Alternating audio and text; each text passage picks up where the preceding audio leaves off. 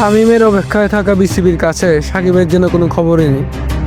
এই মুহূর্তে জাতীয় দল নিয়ে আমার মাথায় কোনো চিন্তা নেই। বাংলাদেশ প্রিমিয়ার লিগ বিপিএল একাদশ আসা শুরুর একদিন আগে এমনটাই জানিয়েছেন তামিম ইকবাল খান। ফরচুন বরিশালের অধিনায়ক আপাতত বিপিএল নিয়ে ব্যস্ত থাকতে চান। তবে 2023 সালের সেপ্টেম্বর থেকে জাতীয় দলের বাইরে থাকা তামিম টি-20 থেকে অবসর নিলেও টেস্ট এবং ওয়ানডে আন্তর্জাতিক ক্রিকেটকে বিদায় বলেননি। গণমাধ্যমের সামনে এলে তাই তামিমের কাছে প্রায়শত জানতে চাওয়া হয় 2025 সালে ফেব্রুয়ারিতে হতে যাওয়া চ্যাম্পিয়ন ট্রফিতে তিনি খেলবেন কিনা। এমন প্রশ্নের জবাবে এখন পর্যন্ত কোনো উত্তর দেননি তামিম ইকবাল। বাংলাদেশের সাবেক অধিনায়ক তামিম ইকবালকে নিয়ে এমন প্রশ্নের উত্তর নেই বিসিবি পরিচালক ফারুক আহমেদ কিংবা নির্বাচক প্যানেলের কাছেও। কদিন আগে অবশ্য জাতীয় দলে না ফেরার ইঙ্গিত দিয়েছেন Tamim Iqbal. Ziad Hossain Fahim, RSF sports, arena.